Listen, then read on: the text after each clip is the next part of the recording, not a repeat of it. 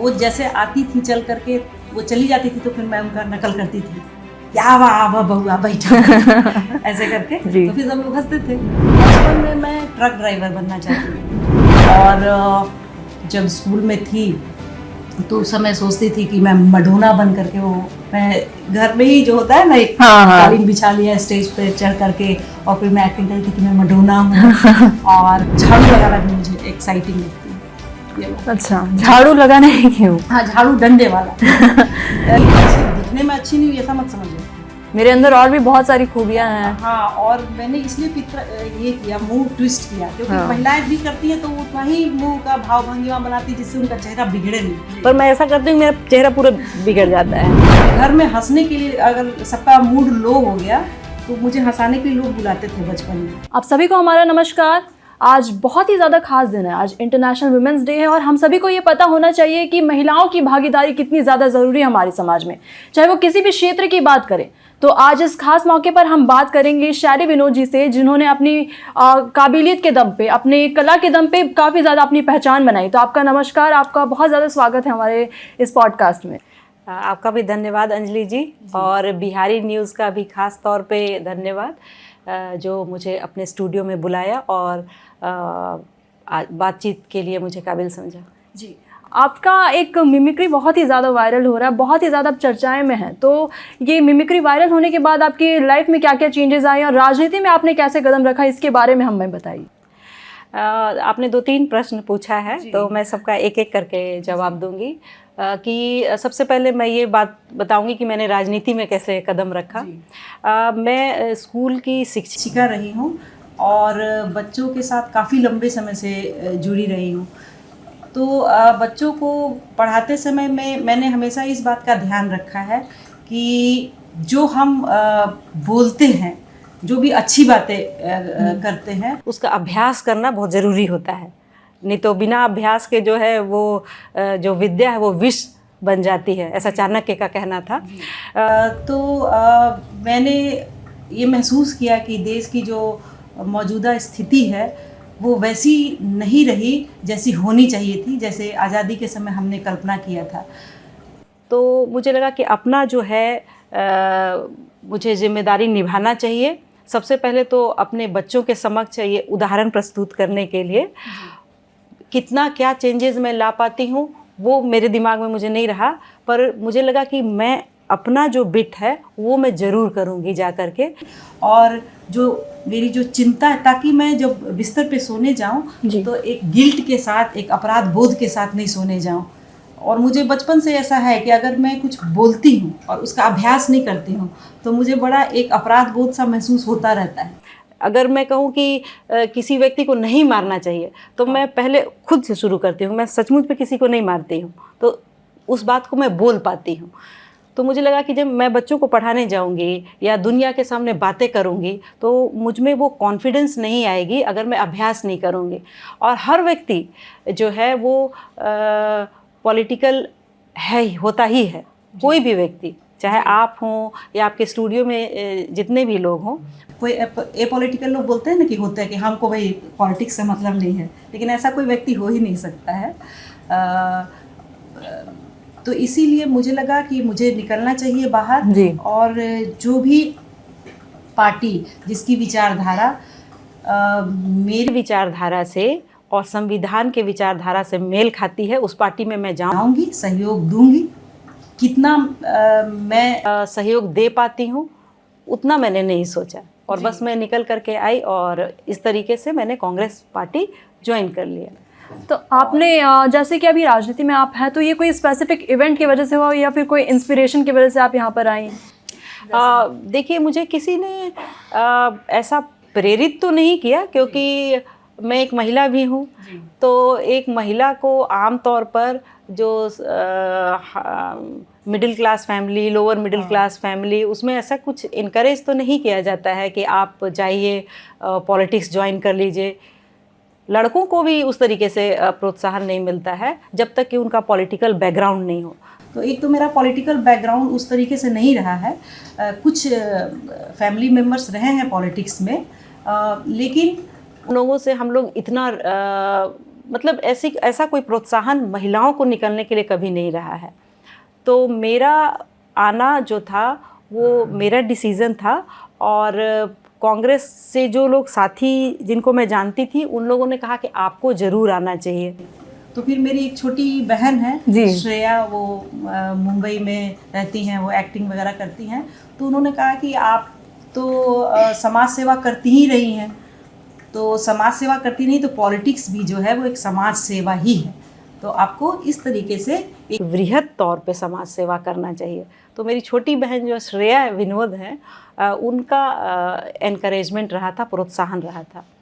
और बाकी फैमिली में सब इसके जी, अगेंस्ट जी। है। जी जी। तो आपका एक और सवाल था जो आपने पूछा था, मैं भूल रही हूँ। पहला आपका सवाल था कि आप मैं पॉलिटिक्स में कैसे आई, उसके अलावा भी मिमिक्री में आपका मिमिक्री बहुत ही ज्यादा वायरल हुआ था, बहुत ही ज्यादा फेमस हुआ था, मिलियंस में लाइक और व्यूज भी उसमें आए थे, काफी चर्चाएं भी हुई थी उसकी। तो ये आपका बचपन से ही शौक था या फिर मतलब ये बीच में आपने ऐसा सोचा? नहीं, बीच में मैंने नहीं सोचा। मैं बच्चों के साथ काम करती रही हूँ, तो जो बच्चों के साथ काम करते हैं वो अमूमन मिमिक्री टीचर्स करते ही हैं, पहली बात। और दूसरी कि हर बच्चा वो एक मिमिक आर्टिस्ट होता है, हर बच्चा। जब वो डॉगी को देखता है तो वो खुद ही छोटा बच्चा को आप देखे तो कहता है भौं भौं, वो बात करता है, या बकरी को देखेगा तो मैं करेगा। बच्चा जो है बात करता है उसी शैली में जिस शैली में उससे लोग बात करते हैं, तो हर बच्चा एक मिमिक्री करने वाला होता है। तो मैं बचपन में करती थी, तो उसके लिए मेरे अभिभावक जो है, माता पिता, थोड़ा सा एनकरेज करते थे हंसने के लिए। जैसे हम लोग ट्रेन पे जा रहे हैं, मैं और मेरे पिताजी और मेरी माताजी, तो मैं घर पे आती थी तो फिर मैं कहती थी, जितने लोग जो पैसेंजर सोए हुए होते थे तो मैं उनका मिमिक करती थी कि ऐसे ऐसे सो रहे हैं, ऐसे ऐसे ऐसे ऐसे ऐसे। तो वो फिर से करते थे कि कैसे कैसे किए, तो मैं करती थी घर में और लोग हंसते थे। घर में हंसने के लिए अगर सबका मूड लो हो गया तो मुझे हंसाने के लिए लोग बुलाते थे बचपन में। जैसे मेरे यहाँ एक पंडिताइन जी थी जो पूजा कराती थी, तो वो जैसे आती थी चल करके, वो चली जाती थी तो फिर मैं उनका नकल करती थी, क्या वाह बहुआ बैठो ऐसे करके, तो फिर सब लोग हंसते थे।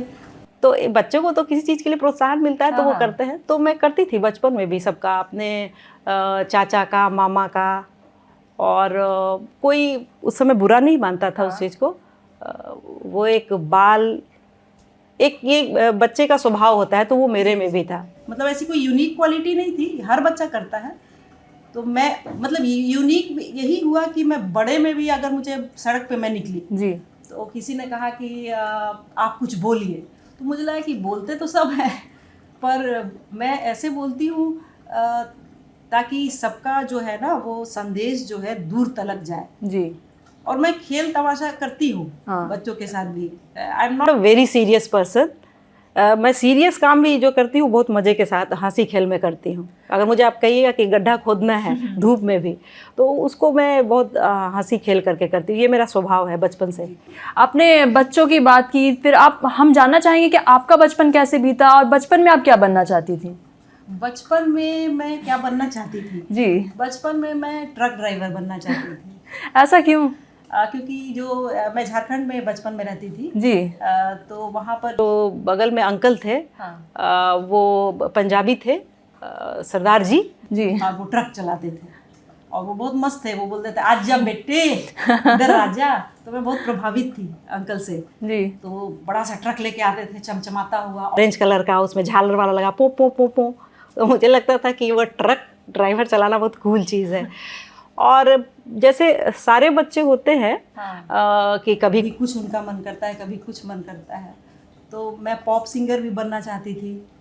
और जब स्कूल में थी तो उस समय सोचती थी कि मैं मडोना बन करके, वो मैं घर में ही जो होता है ना, एक कालीन बिछा लिया स्टेज पे चढ़ करके, और फिर मैं एक्टिंग करती थी कि मैं मडोना हूँ और अलीशा चिनॉय हूँ। उस समय छोटी थी, मेड इन इंडिया ऐसा कुछ करके कुछ गाना आया था।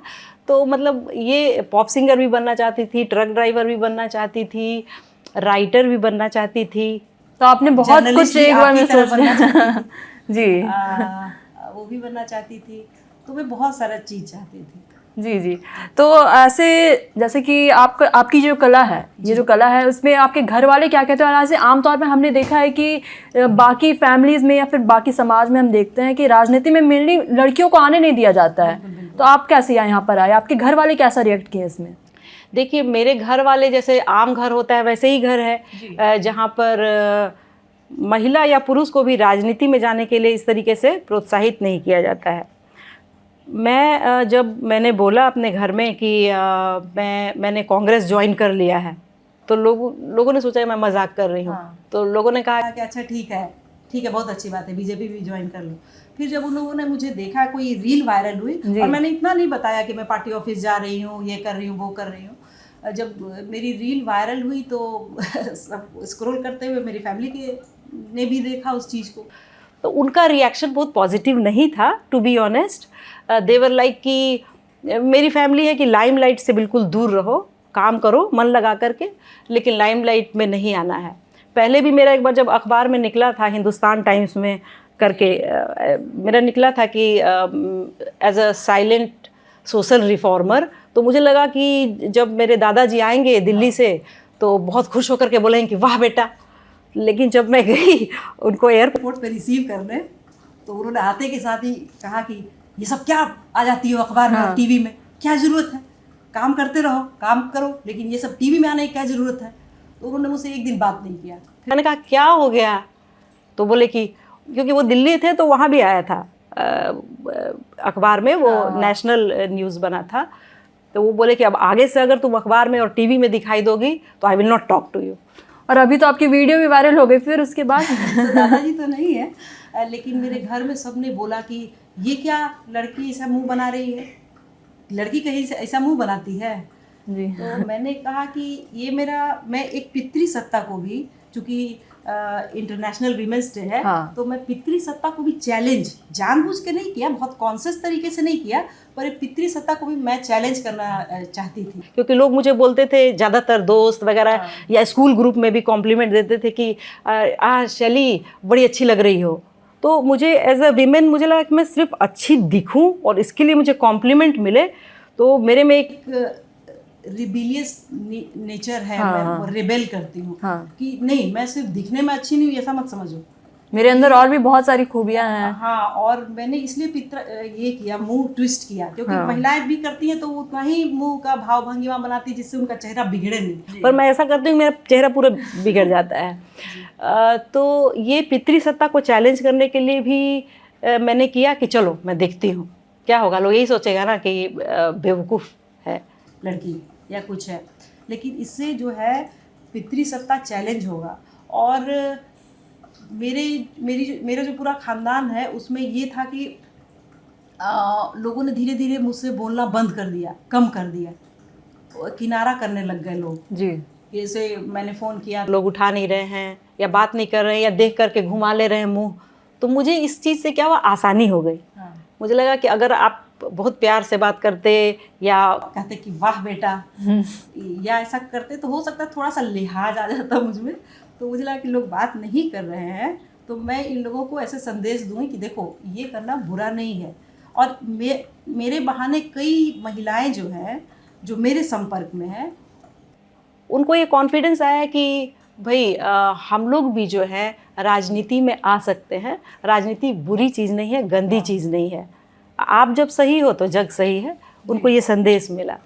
तो ऐसे में आपसे एक निजी सवाल हम पूछना चाहेंगे कि आप मैरिड हैं? जी नहीं, मैं मैरिड नहीं। तो आगे के आपके क्या प्लान्स हैं इसको लेकर फ्यूचर में? देखिए, मैंने ये देखा है ज़्यादातर अपने समाज में, भारतीय समाज में, और उस पर से हम लोग बिहारी हैं और यूपी के लोग जो हैं या पूरे भारतीय ही, कि हम लोग समझते हैं हमारे समाज में कि जो शादी है वो सबको करनी चाहिए या कोई निश्चित कार्य है वो सबको करना चाहिए। पर आप जब बाहर जाए, विदेश में जाए, अब तो मेट्रोज़ में भी तो कई ऐसे लोग जो मिलेंगे जिनको लगता है कि नहीं मैं शादी के लिए रेडी नहीं हूँ या मैं शादी के लिए नहीं बनी हूँ। तो और कई वो बात बहुत ही हाँ, नॉर्मल बात है, पर जी। हमारे समाज में ये थोड़ी सी अब नॉर्मल बात हाँ हो कि गई है। जैसे 25 की लड़की हो गई है तो उसके बाद उसकी शादी करा देनी चाहिए, ऐसा सब सोचते हैं। मैं कोई भी डिसीजन जो है अपनी फैमिली को नहीं लेने दिया है। मैंने सारा डिसीजन 15 साल की उम्र से खुद ही लिया है। फैमिली मेरी नाराज़ होती रही है, जी। पर मैं इमोशनली कभी ब्लैकमेल नहीं हुई हूँ। ये इतना मैं एम्पावर्ड फील करती हूँ। जी। जब मुझे बहुत छोटी उम्र में when I was in my early 20s, तो मुझे राजस्थान जाना था। जी। तो मैंने अपने डैडी से, अपने पिताजी से बोला कि मुझे ना राजस्थान जाना है। तो कभी मैंने अकेले ट्रैवल नहीं किया था, तो वो बोले कि ये कैसे हो सकता है कि तुम जाओगी। तो घर में हंगामा हो गया। मेरे पास पैसे नहीं थे कुछ भी, मेरे पास कुल 400 रुपये थे 400 या 600 रुपये हो गए। तो मुझे लगा कि नहीं, मुझे राजस्थान जाना है। एक ट्रेनिंग होनी थी, उसमें मुझे भाग लेना था बच्चों के साथ काम करने के लिए। और 400 रुपये में वो टिकट होता था इसका जनरल डिब्बे का। और जनरल डिब्बे की हालत ये बहुत ही ख़राब है इंडिया में। आप तो गई नहीं होगी, ठूस ठूस के लोग उसमें भरते हैं कैटल की तरह। जी। तो मैंने टिकट कटाया और जून की गर्मी में मुझे जाना था। हाँ। तो मैं उसमें बैठ गई।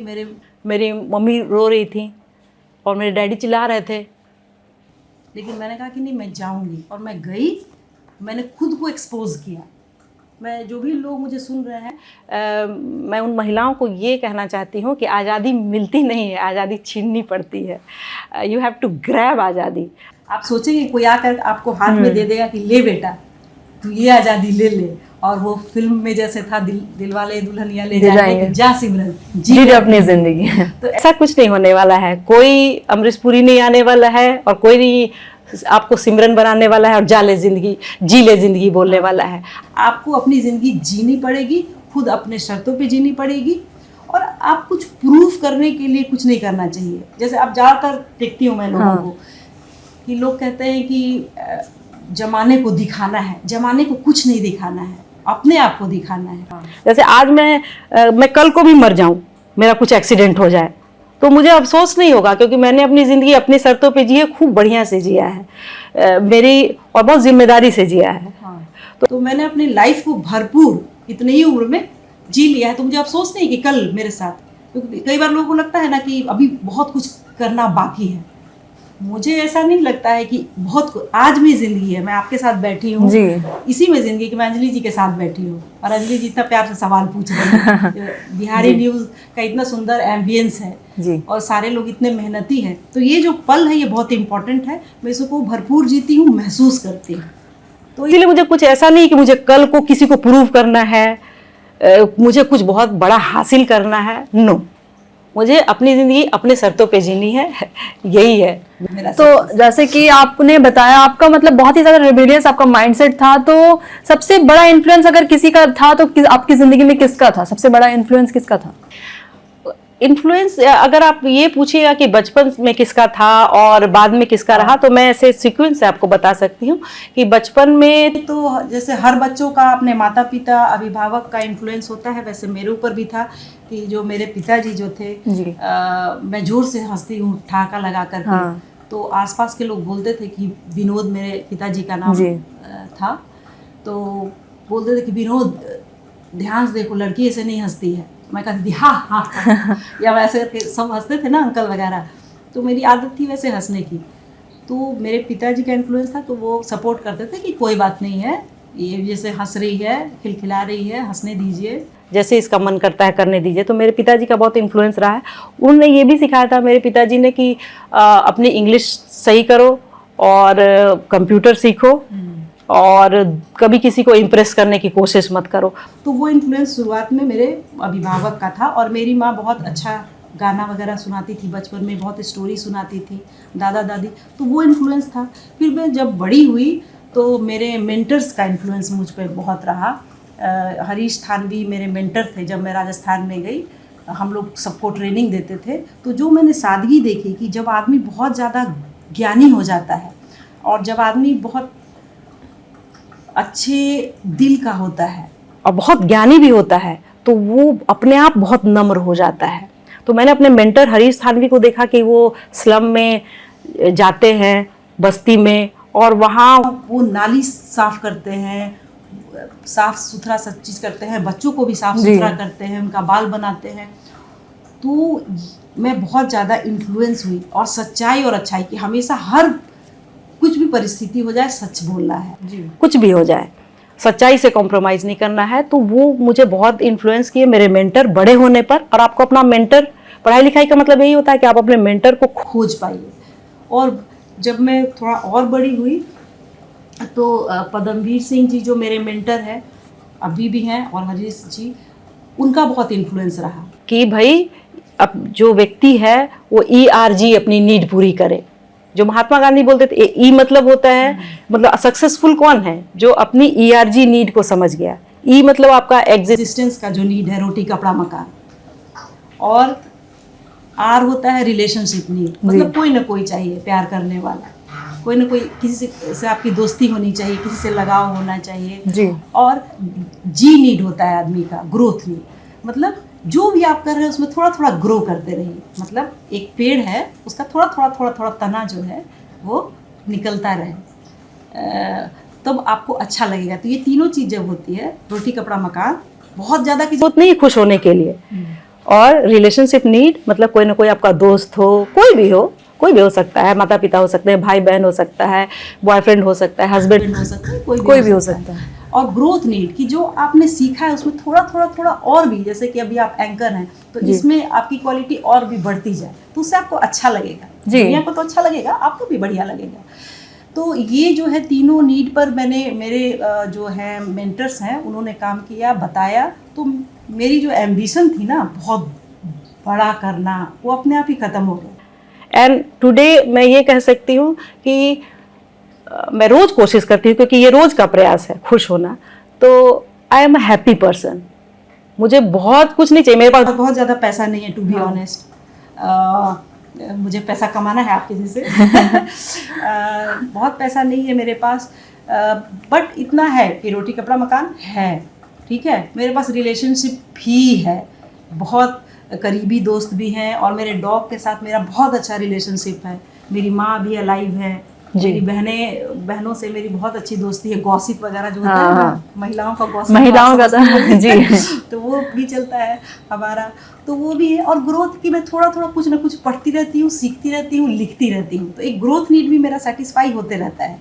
अभी मैं डिस्कवरी ऑफ इंडिया पढ़ रही हूँ जवाहरलाल नेहरू जी का, तो उसमें से रोज़ एक चैप्टर पढ़ती हूँ, कुछ नया देखती हूँ कि अच्छा, फिर बैक टाइम में जाती हूँ कि अच्छा बुद्ध के समय क्या हुआ था जी, वैदिक काल में इंडिया क्या था, मतलब क्यूरियोसिटी बहुत ही ज़्यादा, क्यूरियोसिटी, आपने सही वर्ड बोला कि आदमी को क्यूरियस होना बहुत जरूरी है। तो जब आप क्यूरियोसिटी खत्म हो जाती है, सब कुछ खत्म हो जाता है, आप मर जाते हैं जी। तो आपने सबसे महत्वपूर्ण वर्ड आपने ये बोला, थैंक यू आपको, कि जो एक उत्सुकता है आदमी में जब रहता है तो आदमी जीवंत होता है। तो फिर कल को ठीक है आप किसी कारणवश मर भी जाए तो कोई बात नहीं है, पर जिंदगी को जीते तो भरपूर है ना आप। आपकी ज़िंदगी का सबसे बड़ा टर्निंग पॉइंट क्या था जिसने सब कुछ बदल दिया एक बार में? सबकी ज़िंदगी में होता है कुछ ना कुछ, ऐसा कुछ तो हुआ होगा, कोई तो ऐसा फेज़ हुआ होगा जिसकी वजह से वो फेज़ के लिए आप बहुत ज़्यादा ग्रेटफुल हैं कि अगर वो नहीं होता तो आप यहाँ नहीं होती, ऐसा कुछ। जी टर्निंग पॉइंट तो मेरे मेंटर्स से ही मिलना हुआ जी। हरीश जी और उसके बाद पद्मवीर जी, दोनों ने मेरी मेंटरिंग करी। क्योंकि पद्मवीर जी तो लाखों लोगों को करते हैं, जैसे हरीश जी भी जो ही राजस्थान बेस्ड NGO चलाते हैं, तो लाखों टीचर्स को ट्रेन करते हैं। और एक होता है ना कि आप जो है आपकी ज़िंदगी बदल जाती है, जीवन का आउटलुक आपका बदल जाता है मिलने से पहले। मैं बहुत ही एक जो होता है एक नैरो माइंडेड लड़की थी, एक नैरो माइंडेड जिसका बहुत संकीर्ण व्यू होता है लाइफ के प्रति, आउटलुक कि बस इतने में ही है, इतना ही, यही सही है, रिजिड एक व्यक्ति होता है ना। पर टू बी ऑनेस्ट, इन लोगों से मिलने के बाद, और पद्मवीर जी तो सारे IAS का ट्रेनिंग करते हैं, जितने भी यहाँ पर पटना में जो भी हम लोग देख रहे हैं IAS ऑफिसर्स, जो भी DM हैं, कमिश्नर्स हैं, सारे तो इनके प्रोबेशनर्स रहे हैं पद्मवीर जी के। तो उन लोगों ने भी मेरा आउटलुक जो है पूरा, ये टर्निंग पॉइंट रहा इन लोगों से मेरी ट्रेनिंग मुझे मिलना, कि मुझे टोटल क्वालिटी जो मैनेजमेंट पे ट्रेनिंग मिली, जो गुड गवर्नेंस क्या होता है इस पर मुझे थोड़ी सी ट्रेनिंग मिली, और पढ़ाई लिखाई के प्रति रुझान मुझे पहले से ही था, और इन लोगों ने मुझे उस और भी थोड़ा सा धक्का दे दिया, जो गुरु का काम होता है कि तुम सही ट्रैक पे हो, तुम गलत नहीं हो। क्योंकि आपको अपने जैसा अगर व्यक्ति नहीं मिलता है, मुलाकात नहीं होती है, तो आपको अपने में डाउट भी होने लग जाता है कि मैं सही कर रही हूँ या नहीं कर रही हूँ, ऐसा भी। हाँ, क्योंकि कई बार आप ह्यूमन है ना, तो आप लो भी फील करते हैं। तो मुझे अभी तक जैसे बिहार में मतलब ये कोई घमंड से नहीं है, एक फैक्ट है कि मुझे अपनी जैसी लड़की ना के बराबर मिली है। तो ये है कि जो आप बोल रही हैं ना कि जब इंसान क्यूरियस हो जाता है तो वो किसी भी थॉट को ऐसे एक्सेप्ट नहीं करता है, वो हाँ, उसको ठोक बजा के देखता है। ना एक्सेप्ट करो किसी चीज़ और ना रिजेक्ट करो, है ना। तो आप जो है फिर क्या होगा कि जो भी ज्ञान वो आप निर्माण करेंगे, बनेगा, वो आपका खुद का ज्ञान होगा। हाँ। नॉलेज को फिर आप कंस्ट्रक्ट करेंगे ना। ऐसा तो नहीं है, क्योंकि दुनिया फिर आगे कैसे बढ़ेगी। जब आपने जो बोला मैंने मान लिया, वैसी का जस का तस, फिर आगे मेरे कोई और मान लिया, फिर उसके आगे कोई और मान लिया, तो दुनिया वहीं की वहीं रह जाएगी ना। नहीं तो सती प्रथा भी आज तक रहता, अगर राजा राम मोहन राय ने उसको चैलेंज नहीं किया होता कि ठीक है महिलाओं के जब पति मर जाते हैं तो चिता में जला देना भी ओके बात है, अगर आप ऐसा मान लेते तब तो वो बात वहीं की वहीं रह जाती ना। तो इसलिए चैलेंज करना समाज को जरूरी होता है। लेकिन मैं महिलाओं को ये बताना चाहूँगी कि एकदम छाती सीना ठोक करके, जिंदाबाद मुर्दाबाद करके किसी चीज़ को चैलेंज करना जरूरी नहीं है। आप बहुत कूल हो करके आराम से, जैसे मैं कामली भी कर सकते हैं, अगर कुछ आपने ठान लिया है तो आप कैसे भी उसे कर ही सकते हैं। और हम लोग बिहार से हैं अंजलि जी। हाँ। तो बिहार में जो है कि जियो और जीने दो का बहुत स्ट्रॉन्ग कॉन्सेप्ट है ना, जो जीसस ने भी कहा था कि do unto others as you would have them do unto you. मतलब दूसरों के साथ वो मत करो जो आप अपने लिए नहीं चाहते हो। तो मेरी लाइफ की यही फिलॉसफी है। मैं लड़कों को भी तंग नहीं करती हूँ कि झांसी की रानी बन गई, आपको तलवार से काट दूंगी, नहीं भाई। तुम भी जियो, मस्ती करो, मैं भी मस्त रहूँ। जी, आपने बोला कि आप 15 साल की उम्र से अपने डिसीजन खुद से लेना आपने शुरू किया है, तो जैसे कि आप राजनीति से भी जुड़ी हैं, आप शिक्षा क्षेत्र में भी हैं, तो आपका नॉर्मल डे कैसा जाता है, उसे आप डिफाइन करें इजी वे में। मुझे बड़ी खुशी होती है कि मैं सुबह में उठूंगी तो 6 बजे अपने डॉगी से मिलूंगी। मेरे डॉगी बाहर रहते हैं, तो मुझे बड़ी एक्साइटमेंट रहती है। या जो मैंने फूल लगाया है, और खुशी इसी से मिलती है। जैसे अगर लोग शराब पीते हैं तो हाई मिलता है, उससे खुशी नहीं मिलती है, अब खत्म हो जाएगा। अगर कोई व्यक्ति ड्रग्स लेता है तो उसको हाई मिलता है होगा उससे, लेकिन खुशी नहीं मिलती है। हाई मिलने में और खुशी में बहुत डिफरेंस है। तो खुशी मिलती है छोटे छोटे काम से। इसलिए बहुत मैं हर महिला को कह रही हूँ कि आप बहुत बड़ा तोप बनने की कोशिश ना करें, बहुत महान बनने की कोशिश न करें। छोटा छोटा काम जो है प्यार से बढ़िया से करना है, और थोड़ा सा पैसा भी कमाना है। आर्थिक स्वतंत्रता बहुत ज़रूरी है। बस्ती में मैं काम करती रही हूँ, तो वहाँ क्या होता है कि महिलाएं आर्थिक रूप से स्वतंत्र होती हैं। कोई झाड़ू लगाती है, किसी घर में पोछा लगाती है, तो वो स्वतंत्र होती है। तो बहुत ज़्यादा कई बार वो एक्सप्लॉइट नहीं होती जितना लोअर मिडिल क्लास में या मिडिल क्लास की महिलाएं या इवन हायर क्लास की महिलाएं भी जितना एक्सप्लॉइट होती हैं जी। क्योंकि उनके कई बार हस्बैंड के बल पे वो होती हैं, कई बार अपने बॉयफ्रेंड के बल पे होती हैं, कई बार अपने पिता के बल पे होती हैं, कई बार अपने भाई के बल पे होती हैं। लेकिन जब यहाँ जो गरीब महिलाएं होती हैं बस्तियों में, मैंने देखा उनको अगर हस्बैंड 3 बार पी लिया तो एक चटकन लगा भी देती हैं वो, और उनको हस्बैंड ने उनको लगाया एक चाटा तो वो भी लगा देती हैं, अरे जो भाग। तो ये एम्पावरमेंट है। क्यों है एम्पावरमेंट? पैसा कमाने से, क्योंकि 10,000 वो कमाता है तो 10,000 वो भी कमाती हैं। आप समझ रहे हैं? तो महिलाओं को पैसा कमाना ही कमाना चाहिए, और छोटा छोटा काम जो है उसको ज़रूर करना चाहिए अपने ग्रोथ के लिए। जैसे अपना जो शरीर है उसको खूब बढ़िया रखिए जी। हार्डवेयर शरीर होता है, हार्डवेयर ठीक नहीं होगा तो सॉफ्टवेयर काम नहीं करेगा। तो ये बहुत ज़रूरी है कि फिजिकल फिटनेस। महिलाएं कई बार होता है कि अमूमन शादी हो गई उनकी, तो उसके बाद वो अपना ध्यान रखना, उनको मोटिवेशन नहीं रहता कि चलो अब शादी हो गई ना। मेरे घर में कितने लोग ऐसे हैं कि शादी के पहले वो बहुत फिट और सुंदर दिख रही हैं, लेकिन शादी हो गई उसके बाद वो अपना ध्यान रखना कम कर देती हैं। तो उससे क्या होगा कि you will not feel happy. दुनिया को नहीं दिखाना है, अपने खुद के लिए भी, खुद के लिए कि जब मैं अपने आप को आईने में देखूं तो जब मैं फिट फील करूंगी। और 70% जो व्यक्ति होता है, ये साइकोलॉजी कहती है, या 80%, जब आईना में जिस दिन वो अच्छा दिखता है तो उसको अच्छा महसूस होता है। फिट मतलब कहने का मतलब ये नहीं है सुंदरता से फिजिकल अपीयरेंस नहीं, फिटनेस से है। तो फिजिकल फिटनेस बहुत महत्वपूर्ण है। और जो आर्थिक स्वतंत्रता है, मतलब आपके हाथ में 5 ही रुपया हो पर आपका हो। समझ रहे हैं, तो ये बहुत ज़रूरी होता है। और इमोशनल फिटनेस के लिए ज़रूरी होता है कि आप किसी न किसी से लगाव रखें। जैसे मैं डॉग के साथ रखती हूँ और डॉग से मिलती हूँ, तो मुझे बहुत इंस्टेंट प्लेजर मिलता है। फिर आपने बोला कि आपका नॉर्मल डे कैसा होता है, तो नॉर्मल डे मेरा ऐसे होता है कि मैं सुबह में उठती हूँ, उसके बाद मैं नींबू का चाय बनाती हूँ। अब उससे कितना मुझे फ़ायदा हो मुझे नहीं पता है, पर नींबू का चाय साइकोलॉजिकली मैं जब पीती हूँ सबसे पहले तो मुझे लगता है कि अच्छा ये फ़ायदा कर रहा है। उसके बाद मैं इंतज़ार करती हूँ। मम्मी ने बोला है कि जब अंधेरा रहता है तो दरवाज़ा मत खोला करो, थोड़ा उजाला होने दिया करो। तो ये सब मैं बात मानती हूँ, मतलब मैं उदंड नहीं हूँ। तो जब 6 बजता है तो मैं अपने डॉग से मिलती हूँ, मतलब फिक्स्ड रूटीन है। और फिर उसके बाद मैं 500 फूल लगाए हैं, तो सब सारे फूल को देखती हूँ, किसको पानी की ज़रूरत है पानी देती हूँ, जिसको कोड़ने की ज़रूरत है वो करती हूँ। उसमें मुझे बहुत खुशी मिलती है। अगर कोई कली छोटा है और वो कल होके खिलने वाला है तो मुझे बहुत एक्साइटमेंट होती है, कैसा कलर आएगा इसमें, ये पीला खिलेगा कि लाल खिलेगा, अगर गेंदा मैंने लगाया है तो। ये मेरा नॉर्मल रूटीन। उसके बाद मैं झाड़ू लगाती हूँ, ये मेरा फेवरेट एक्टिविटी है।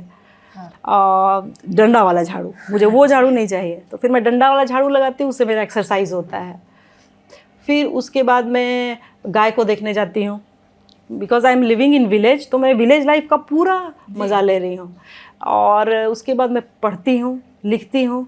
फिर आपके जैसे न्यूज़ चैनल वाले संपर्क करते हैं वो टीवी में आने के लिए, और अपनी मेरी पार्टी जो कांग्रेस है उसको रिप्रेजेंट करने के लिए किसी मुद्दे पे, तो उसको थोड़ा बहुत देखती हूँ, पढ़ती हूँ और वहाँ अपीयर हो जाती हूँ। यहाँ पटना में आना होता है पार्टी ऑफिस में, तो यहाँ आ जाती हूँ। तो नॉर्मल डे मेरा फिक्स्ड सा है कि खेलना, खाना पीना, मज़े लेना और रात में समय पे एकदम घोड़े बेच के सो जाना।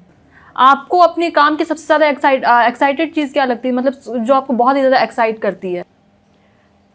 मेरा है कुछ नई चीज़ सीखना मुझे एक्साइटमेंट देती है। इसीलिए मैंने जो भी दोस्त बनाए हैं और जो भी कुनबा बनाया है अपने चारों तरफ, वो कहीं ना कहीं पढ़ने लिखने वाले लोग हैं। जैसे मेरे मेंटर है, तो वो मुझे कोई नई चीज़ बात फ़ोन पे भी बताते हैं, तो वो मेरे लिए बहुत एक्साइटिंग होती है। और दूसरी एक्साइटिंग चीज़ मुझे लगती है अपने कुत्तों के साथ खेलना। मेरी मम्मी पता नहीं कैसे रिएक्ट करेंगी अगर ये सुने तो। और मतलब एक्साइटिंग ये सारी चीज़ें लगती है मुझे। और झाड़ू लगाना भी मुझे एक्साइटिंग लगती है। अच्छा, झाड़ू लगाना है क्यों? हाँ, झाड़ू डंडे वाला। क्योंकि डंडे वाले झाड़ू से इतना आपका क्यों लगाव है? क्योंकि जब मैं नया टोला पटना में थी तो पूरा मोहल्ला बहुत गंदा था। बहुत गंदा। तो जो भी आते थे बाहर से, दिल्ली से कोई बुआ आ रही है या मेरे अंकल आ रहे हैं, तो सब बड़े सब अंग्रेजी में बात करने वाले लोग तो इंग्लिश में बोलते हैं वेरी डर्टी प्लेस। तो मुझे लगता है कि ये लोग बोलते हैं कि डर्टी प्लेस, टेबल टॉक करते हैं, पर करते क्यों नहीं है कुछ। तो वो बोलते थे कि इट इज़ गवर्नमेंट्स जॉब। तो मुझे लगता है कि नहीं, ये सरकार का जॉब नहीं है, ये हम सब का जॉब है। तो मेरे डंडे वाली कहानी ऐसे शुरू हुई मेरी। तो वो मोहल्ला में मैंने क्या किया कि जितने लोग थे वहाँ में एक एक करके, और मुझे शर्म नहीं आता है, जैसे होता है ना कि शर्म आती है लोगों को कुछ काम करने में। मुझे लगता है कूड़ा जो फैला रहा है उसको क्यों नहीं शर्म आ रही है, मुझे क्यों शर्म आए, मैं तो साफ कर रही हूँ। तो मैं मोहल्ला में निकल करके मुझे लगा कि let me give it a try, चलो कोशिश करते हैं। तो मैं वहाँ गई और एक एक दरवाज़ा को खटखटाना शुरू किया और सबका मोबाइल नंबर लेना मैंने शुरू किया। और पूरे मोहल्ला का मोबाइल नंबर लेके, अभी भी स्वच्छता मिशन हमारा ग्रुप बना हुआ है, मैंने ही बनाया था जी। पर उसमें मैंने ये ठान लिया कि मैं अपना चेहरा जो है उसको नहीं चमकाऊंगी, शैली विनोद लोग नहीं जाने, इसलिए मैंने नाम नहीं बताया। झाड़ू वाली दीदी मैंने बोल दिया कि जब कोई मिशन होता है, जब आप अच्छा काम करते हो और आप अपना ही चेहरा चमकाने पे लग जाते हो, तो वो मिशन है वो सफ़र करता है। तो मुझे साफ करने से मतलब था, अपना चेहरा चमकाने से नहीं। और वो बहुत बड़ी स्टोरी बन सकती थी, पर न्यूज़ वालों ने उसको कवर नहीं किया। तो वो सारे मोहल्ले वालों को मैंने बुला करके, स्कूल जो था उसमें मैंने कहा कि एक मीटिंग करते हैं। तो हो सकता है मेरी बातचीत करने की शैली वैसी होगी या पता नहीं क्या, बड़े बुजुर्ग पढ़े लिखे सारे लोग जो हैं वो राज़ी हो गए कि ठीक है हम आएंगे शैली जी। तो पहली मीटिंग मेरी हुई, मैंने कहा हम लोग सब लोग मिल करके साफ़ करेंगे मोहल्ला को। तो अब पढ़े लिखे लोग तुमको झाड़ू उठाना तो बहुत ही छोटी बात लगती है ना, और हिम्मत नहीं, क्योंकि झाड़ू लगाना भी कॉन्फिडेंस की बात है। तो मैंने कहा मैं शुरू कर लूँगी। तो उन्होंने कहा कि ना ना मैडम, कोई बोला आप नहीं करिएगा, हम 4 स्वीपर आपको दे देंगे। तो मैंने कहा मैं ही हूँ स्वीपर। मतलब कहानी स्वीपिंग के ऐसे शुरू हुई। तो मैंने ये लिया, डंडा वाला झाड़ू एक खरीदा 120 रुपया में, या नहीं, या 60 रुपये में खरीदा, सॉरी। और मैंने पहली बार लगाया तो हॉस्टल सामने में था लड़कों का, वो सीटी मारने लगे, वाह वाह क्या झाड़ू वाली आई है, बड़ी बढ़िया झाड़ू वाली आई है। बट मैं सोची कि कोई बात नहीं। मैंने कहा तुम भी लगाओगे, तुम भी लगाओगे, ऐसे में पूछती थी। कहा ना ना आप ही लगाइए, हम लोग देखेंगे। मतलब एज अ महिला ये मुझे दिक्कत आती थी कि लड़के चारों तरफ से हॉस्टल के झांक रहे हैं, मजाक उड़ा रहे हैं, और मैं उसमें झाड़ू लगाती रहती थी।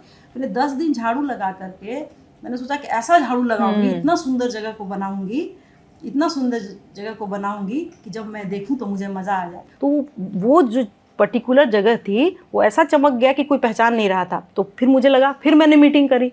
वैसे करते करते वो मोहल्ला जहाँ पर डंपिंग ग्राउंड था, सब लोग पूरे दुनिया भर का कचरा फेंकते थे, वहाँ पर मैंने खुद से अपने हाथ से साफ़ किया जी। जब नगर निगम वाले और सब, मुझे मेरा एक नेटवर्क बन गया था, म्यूनसिपल कमिश्नर, डीएम, जितने भी लोग थे, जलपाल, तो वो लोग मेरी बात थोड़ा सा मानते थे, थोड़ा सा मुझे वेटेज देते थे, क्योंकि मैंने अपने लिए कभी कभी किसी से कुछ मांगा ही नहीं। तो वो लोग नगर निगम की गाड़ी, जब मैं बोलती थी कि ऐसे भेज दिएगा, ये करिएगा, तो ऐसे करते करते वो पूरा मोहल्ला इतना ज़्यादा सुंदर हो गया। जहाँ पर कचरा फेंकाता था फूल लग गया, पौधे लग गए, लोग पहचान नहीं पाते थे। और वहाँ से लोगों को ये आया कि जब हम टीम वर्क में काम करें, अपना पहचान मिटा दें, तो बहुत बड़ा बड़ा काम हो सकता है। जी। तो झाड़ू की प्रेरणा वहीं से आई और मैं फिट बहुत हो गई। मेरा वेट बढ़ गया था, तो उसके बाद मेरा वेट जो है एकदम परफेक्ट हो गया। तो मुझे लगा झाड़ू काम की चीज़ है। मतलब एक तो साफ हो जाता है, दूसरा सोसाइटी को संदेश देता है, तीसरा फिटनेस भी आ जाता है। तो झाड़ू से प्रेम ऐसे शुरू हुआ जो आपने पूछा। जी जी।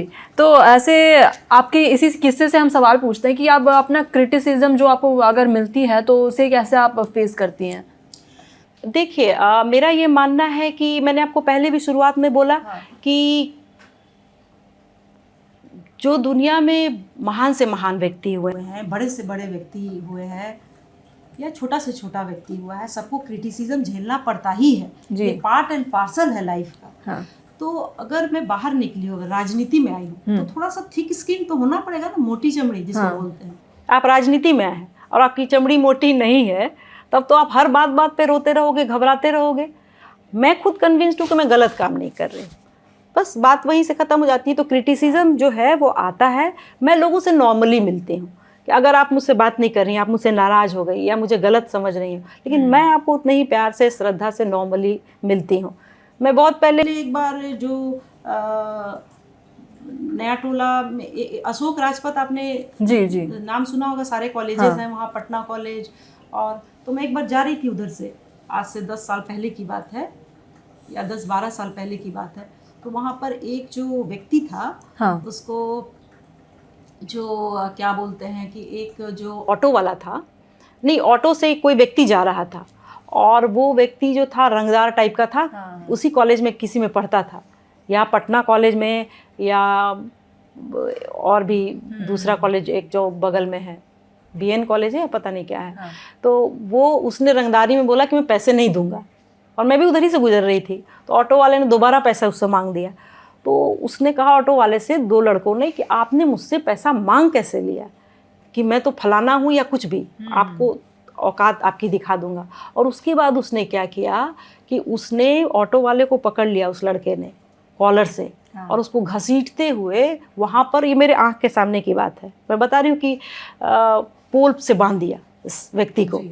तो मैं अपने लिए इन सारी बातों के लिए मैं प्राउड कैसे फील करती हूँ, अगर आप मुझसे पूछिएगा कि मुझे किस बात का प्राउड है, तो ये है कि मैं एक ब्रेव लड़की हूँ मेरी नज़र में।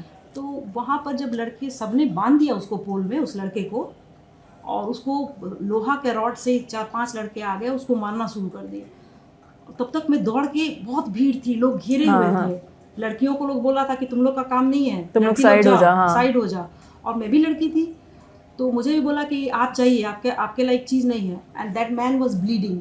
वो जो ऑटो रिक्शा वाला था, वो यहाँ से खून, वहाँ से खून, उसको ये लोग का था कि हम लोग जान मार ही देंगे। इसको, पर मैं वहाँ पर दौड़ के गई और मैंने उससे बोला कि भाई आप जो है क्यों मार रहे हैं। तो मैंने ऑटो रिक्शा वाला को जो है बोला कि हाँ ये जो है यही ये लोग बहुत मुंह लगाता है, मतलब मैंने अपना डिप्लोमेटिक दिमाग जो है, वहाँ भाषण हर जगह भाषण नहीं दिया जाता। तो मैंने कहा कि ये लोग बदमाशी करते हैं, बहुत बदमाशी करते हैं, मार खाने वाला तो काम करते ही हैं। ऐसे करके मैं वो जो ऑटो रिक्शा वाला जो था उसके मैं वो बिल्कुल सामने आ गई और फिर मैंने उसका, मैं लड़की थी, मुझे कोई छू नहीं सकता था, तो मैंने बताया कि महिला क्या कर सकती है। हम लोग डरते हैं ना कि लोग क्या सोचेंगे। मैं अकेली महिला और एक आदमी जिसको मार रहा, पूरा भीड़ मिलकर लिंच कर रहा था, तो उसका पूरा मैंने रस्सी खोला उस आदमी का, और वो आदमी बिल्कुल मेरे उस पर आ गया, दीदी बचा लीजिए, दीदी बचा लीजिए। फिर वो जो था, मैंने वहाँ उसी समय एसएसपी को बहुत चुपके से कॉल किया। झांसी की रानी नहीं बनी कि मैं ये हूँ।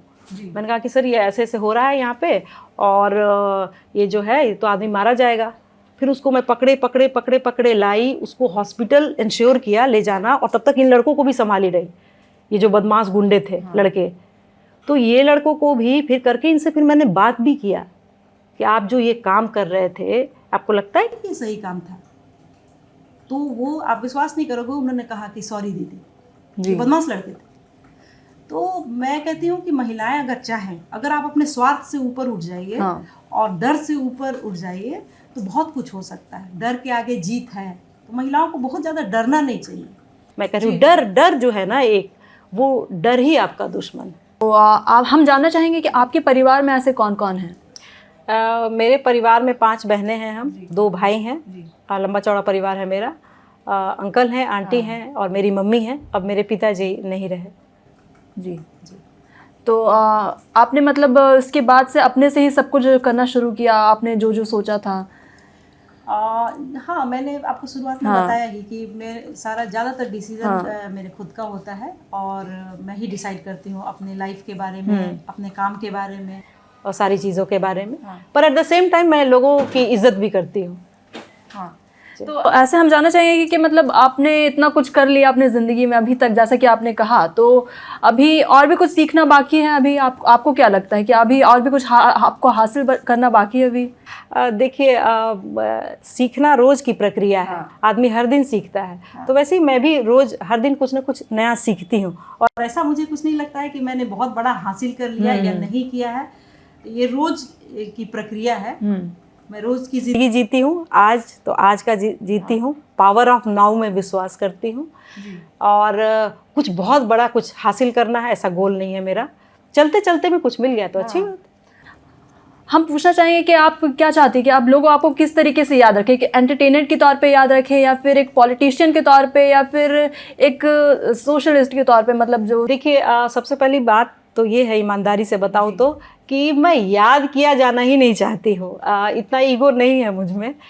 लेकिन अगर ये सवाल है ही कि आप मुझे जवाब देना ही है, तो मैं एक अच्छे इंसान के रूप में याद किया जाना चाहूँगी। क्रिएटिव भी इंसान नहीं, क्योंकि क्रिएटिव लोग भी बहुत दुनिया में गदर मचाते हैं। दुनिया को बदसूरत क्रिएटिव लोग भी बहुत बनाते हैं। हाँ, क्रिएटिव लोग ही तो बनाते हैं कई बार। तो इसलिए आपका अच्छा इंसान होना बहुत ज़रूरी है। तो मैं ये जाने जाऊँ कि एक महिला जो बच्चों से बहुत प्यार करती थी, एक टीचर जो बच्चों से बहुत प्यार करती थी, और एक अच्छी इंसान भी थी। अच्छा टीचर होने के लिए आपको अच्छा इंसान होना ज़रूरी ही है। और आपका ये सवाल जो है कि मैं एक एंटरटेनर के रूप में जानी जाऊँ कि एक पॉलिटिशियन के रूप में जानी जाऊँ? देखिए, पॉलिटिशियन, मैं पॉलिटिक्स में आ गई हूँ तो हूँ ही। तो मैं ऐसी पॉलिटिशियन हूँ जो एंटरटेन भी करती हूँ। तो लोग मुझे जाने कि ऐसी पॉलिटिशियन है जो एंटरटेन भी करती है।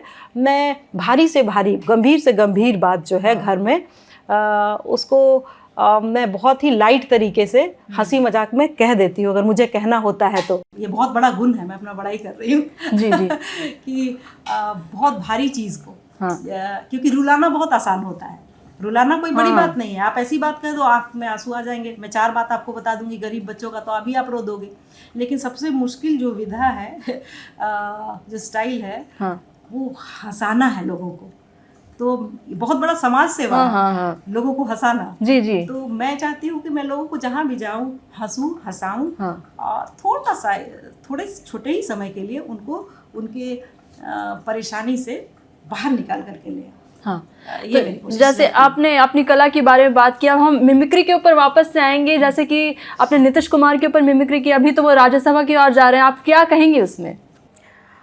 मैं यही कहूँगी कि देखिए, ये वाली तो बात वैसी ही हो गई कि नीतीश जी का राज्यसभा में जाना, कि आप बीए में पास करके फिर से मैट्रिक का परीक्षा जी। देंगे, ये तो वही बात हो गई ना। हाँ। हमें नहीं लगता है, क्योंकि मैं कांग्रेस पार्टी से भी बिलोंग करती हूँ, कि ये नीतीश जी का खुद का डिसीजन है, ये बहुत दबाव में लिया गया, जबरदस्ती का डिसीजन है, और मैं इसको सही नहीं मानती। तो अब सवाल तो बहुत हो गए, लेकिन अब हम आपके साथ रैपिड फायर राउंड खेलेंगे। तो सबसे पहला, चाय या कॉफी? चाय। सुबह जल्दी उठना या देर रात जागना? जल्दी उठना। हील्स या फिर स्नीकर्स? स्नीकर्स। पहाड़ या फिर समुद्र? पहाड़। किताबें या फिर नेटफ्लिक्स? किताबें। मेकअप या फिर नेचुरल लुक? दोनों। अगर आपको एक सुपर पावर मिले तो आप क्या इसमें करना चाहेंगी? मैं इक्वल सोसाइटी बनाऊंगी जी। अगर मुझे मैजिक वॉन्ड मिल जाए तो। आपका फेवरेट कंफर्ट फूड क्या है? Comfort food. जी। फेवरेट कंफर्ट फूड मेरा रोटी चावल दाल। Okay okay. तो जिंदगी में सबसे बड़ी सीख आपको क्या मिली? कि किसी को इम्प्रेस करने के लिए कुछ भी नहीं करना चाहिए। एक ऐसी आदत जो आप बदलना चाहती हैं? मैं बहुत इमोशनल हूँ। जी। मैं थोड़ा कम इमोशनल होना चाहती हूँ। हाँ।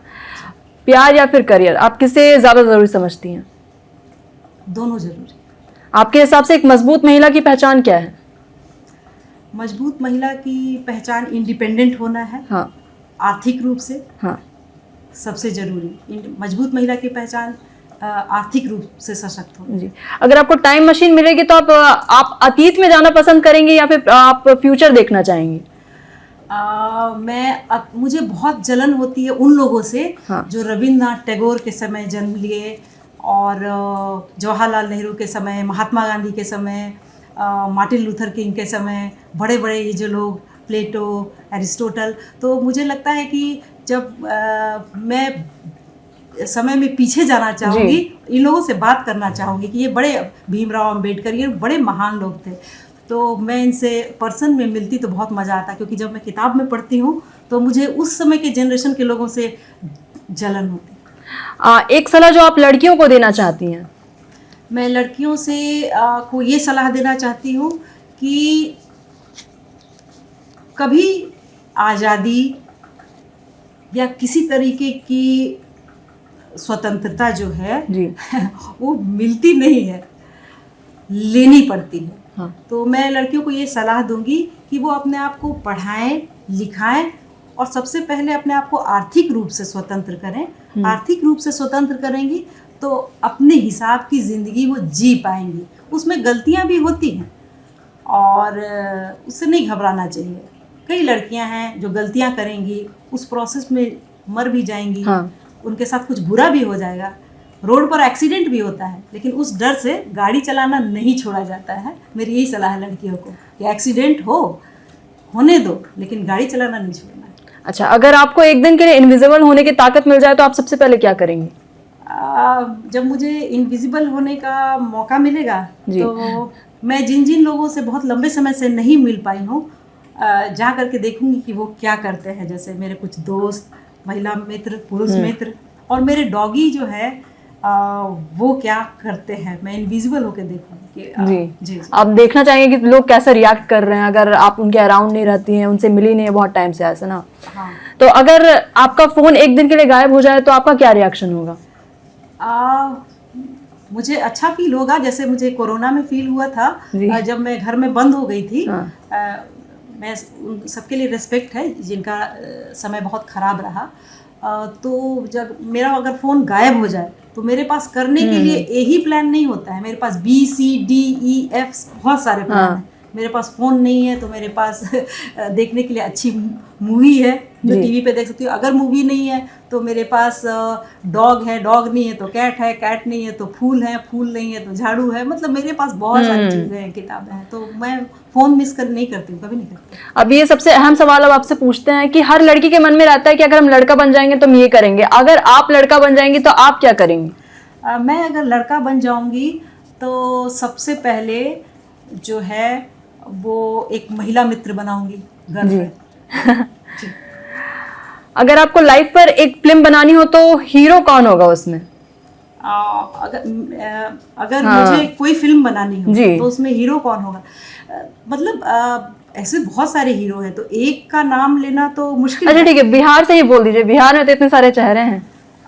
बिहार में बहुत सारे चेहरे हैं। अगर सुशांत सिंह राजपूत जीवित हाँ। होते तो मैं उनको हीरो लेती। जी। और अभी जो है मैं मनोज वाजपेयी को या एक इनका नाम मैं भूल रही हूँ, एक और हैं पंकज त्रिपाठी। पंकज त्रिपाठी जी, उनको लूँगी। जी। अगर आपको 1 करोड़ मिल जाए तो सबसे पहली चीज आप क्या खरीदेंगे? मुझे 1 करोड़ मिलेगा तो मैं सबसे पहले उसको खरीदूंगी नहीं। हाँ। मैं उसको इन्वेस्ट करूंगी ताकि वो पैसा जो है मेरी आगे की सिक्योरिटी बनी रहे। और जो मेरे बहुत दिल के करीब लोग हैं जी। उनके लिए कुछ ना कुछ सबके लिए फिक्स कर दूंगी। शॉपिंग या फिर सेविंग, आप किससे, आपको इसमें किसमें ज्यादा खुशी मिलती है? सच बताऊं तो एक महिला के नाते शॉपिंग में भी मजा आता है मुझे, तो मुझे दोनों है। थोड़ा सा सेविंग, देखिए मैं बुद्ध की धरती से हूँ, बिहार से हूँ, तो मैं मिडिल पाथ में विश्वास करती हूँ कि देहात में हमारे कहावत चलता है कि न लुकाए न बिकाए। मतलब कि ऐसा भी नहीं हो कि आप बिल्कुल कंजूस हो जाओ और ऐसा नहीं कि बहुत फिजूल खर्ची रहो। तो अगर शॉपिंग और सेविंग का आपने कहा ना, तो मैं थोड़ा सा शॉपिंग भी करना चाहूँगी, थोड़ा सा सेव भी करना चाहूँगी। अगर आपको दुनिया में कहीं भी फ्री ट्रिप मिले तो आप कहाँ जाएंगी? दुनिया में कहीं भी अगर फ्री में? हाँ। फ्री में, हाँ। तो मैं जो है जाऊंगी, मुझे लगता है मैं फ्रांस जाना चाहूँगी। हाँ। क्योंकि फ्रांस जो है वो बहुत ही लिबरेटेड जगह है, मैं सुनती हूँ। अगर आपको 24 घंटे के लिए सोशल मीडिया बंद करना पड़े तो क्या होगा आप? देखिए बंद करना होगा तो क्या होगा, नहीं बंद तो करती ही हूँ मैं। कई बार डिजिटल फास्ट में करती हूँ जी। कई बार मुझे लगता है कि ज़्यादा हो गया, अब मुझे दूर रहना चाहिए, तो मैं करती हूँ। तो मुझे कोई फ़र्क नहीं पड़ता है। मैंने आपको पहले ही बताया कि मेरे पास प्लान ए नहीं है, plan B C D E F G। Congress अगर पार्टी नहीं भी होगी तो भी मेरे पास बहुत सारा प्लान। हाँ। अगर आप एक दिन के लिए सेलिब्रिटी बन जाए तो सबसे पहले आप क्या करेंगे?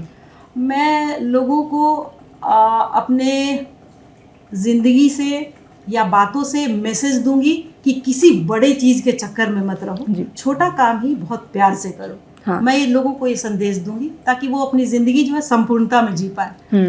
अब सबसे अहम सवाल पूछते हैं कि अगर आपको एक दिन के लिए प्रधानमंत्री बना दिया जाए तो आप क्या फैसला लेंगी?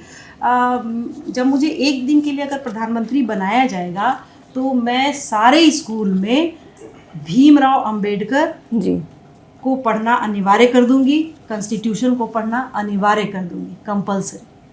तो ये थी हमारी खास बातचीत शैली विनोद जी से। हमें उम्मीद है कि इनकी जो प्रेरणादायक कहानी है सभी महिलाओं को इससे प्रेरणा मिले।